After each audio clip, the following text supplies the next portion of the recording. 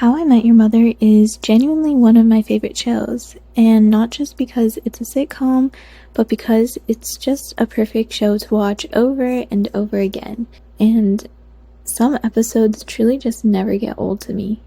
However, as much as I love How I Met Your Mother, there are some things that were questionable about the show, or plot points I just simply did not like, especially the ending, but I think everyone's mad at that, so let's not beat a dead horse.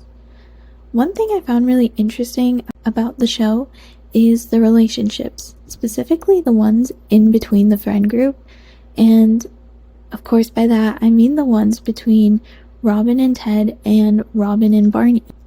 The show really shows us how it looks when two men love the same woman but in completely different ways, and both relationships show entirely different sides of who Robin is as a person. So, although this could go under the classic love triangle trope, I wouldn't really put it under that. I think all these relationships between Ted and Robin and Barney and Robin are a study in attachment styles, romantic idealization, and whether love can overcome fundamental incompatibility. So in today's video, I really wanted to analyze the relationship between Ted and Robin, Barney and Robin, what these two relationships kind of reveal about Robin, and what they say about compatibility versus chemistry.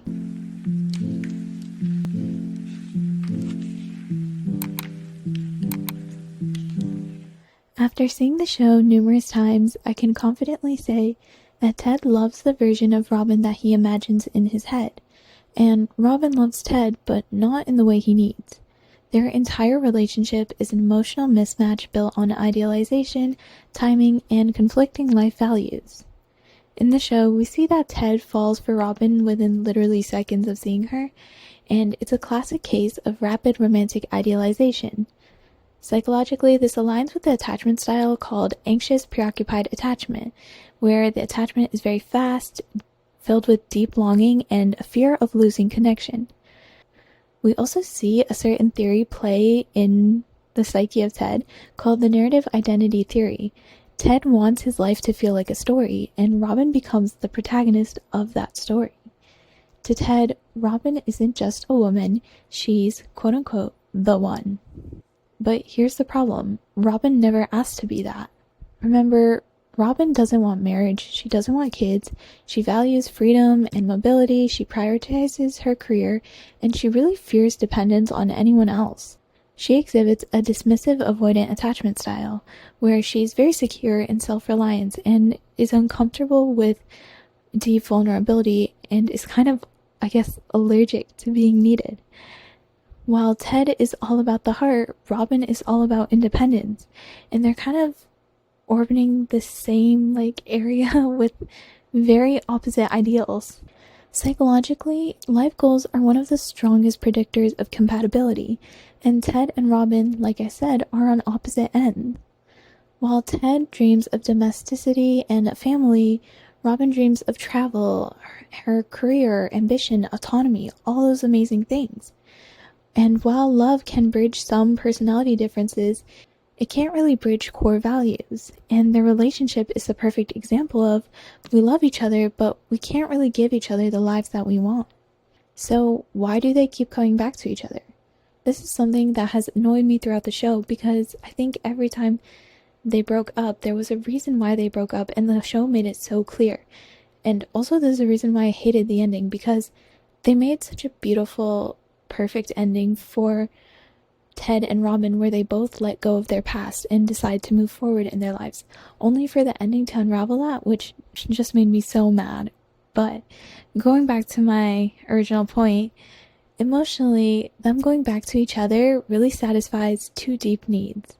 Ted gets the romantic challenge of earning love, and Robin gets the stability and admiration she rarely receives. As we see from her childhood, she had a very difficult upbringing. Her parents were kind of emotionally negligent, and we see how that reflects in her relationships and why she wants to be so independent all the time. And coming back together does not signify long-term compatibility. The relationship isn't wrong, it's just very fundamentally mismatched. Now, on the other hand, I would say Barney and Robin work together because they're emotionally very similar, not because they are an emotionally healthy couple.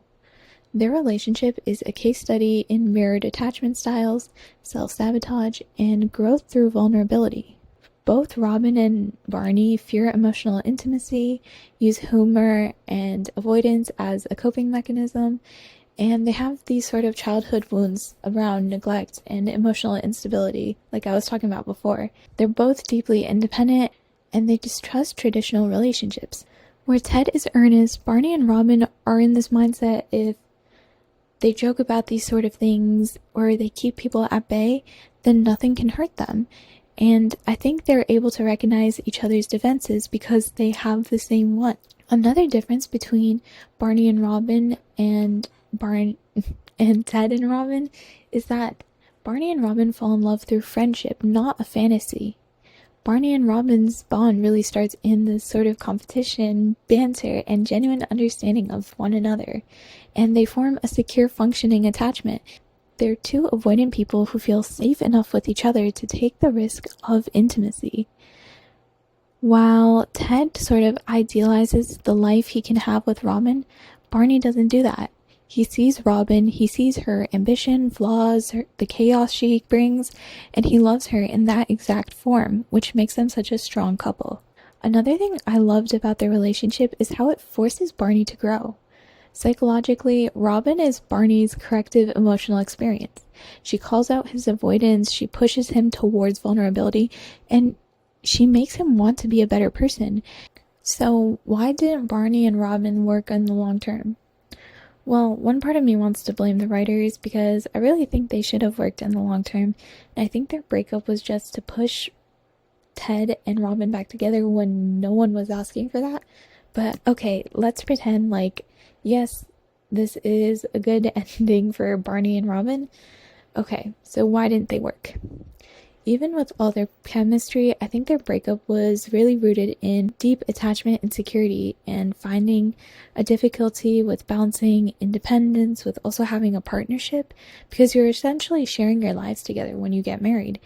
And I guess they also had a fear of losing their own identities within a relationship, which are things I think they all worked out before their huge breakup at the end of the show. But once again, let's just pretend for a minute to please the writers. We can see that two avoidant partners can feel perfect, but they can also struggle to sustain a long-term consistency. Their love is real, but like many avoidant dynamics, it burns bright and not steady. So what do these relationships reveal about Robin? I think it shows that Ted loves Robin for who he imagines she is, while Barney loves Robin for who she actually is. While in the meantime, I think Robin really loves freedom most of all. Robin's identity has always been shaped by her lonely childhood, emotional inconsistency from her parents, and a career built on independence and bringing herself from the ground up. Her attachment style leans towards dismissive avoidant, meaning she really desires connection, but she fears losing independence and often detaches when intimacy deepens. We see this in an episode, or honestly multiple episodes, where she talks about not being able to commit, and she has a lot of conversations talking about these themes with Ted, so I'm really surprised they didn't break up earlier, but okay. Speaking of Ted, let's think of what Ted represents to Robin. To Robin, Ted represents stability, comfort, and security, but also he ends up representing pressure, expectations, and traditional milestones that she simply doesn't want. Ted represents the life that she thinks she should want, but not the life she actually wants. On the other hand, I think Barney represents a more free side of her where playfulness and self-recognition are encouraged. He mirrors her independence, her ambition, her humor, and even her emotional guardedness. She doesn't always have to shrink or pretend with Barney, but she also doesn't grow in the right direction with him.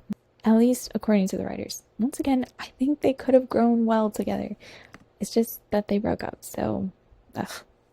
To summarize these relationships in a really, really short way, Ted and Robin represent high chemistry but very low compatibility, where they want different worlds for themselves. Barney and Robin, on the other hand, have very high compatibility but unstable emotional foundations, where they can connect but can't sustainably manage intimacy. And Robin's story illustrates, I guess, a sort of psychological truth where you can love two people very differently, but still not be able to build the life you want with either of them. And I don't think this is seen as a romantic failure, or it shouldn't be taken as one. It's simply recognizing that love is not always enough, despite what many movies want us to believe, because identity, values, and emotional depth are really the forefront of many relationships.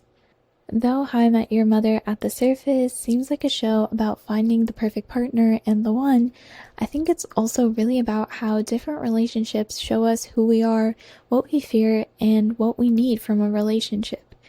It's really how we get to discover more about each of the characters. Each of the relationships they go through throughout the series illuminates a different part of them, either good or bad. Ted and Robin show us the pain of idealization and why it's going to be a downfall eventually in the relationship, while Barney and Robin show us the fear of vulnerability. These are two very interesting relationships, and I had so much fun analyzing them. I love the show so much, and I'm so sad that it's leaving Netflix, I think in December. So yeah, I'm gonna watch it as many times as I can before it leaves. But that's all I have for today's video. Please let me know all of your thoughts in the comments below. I love to hear from you guys, and if you guys have any more video ideas, please let me know in the comments. Make sure to like, subscribe, and I'll see you in the next one. Bye!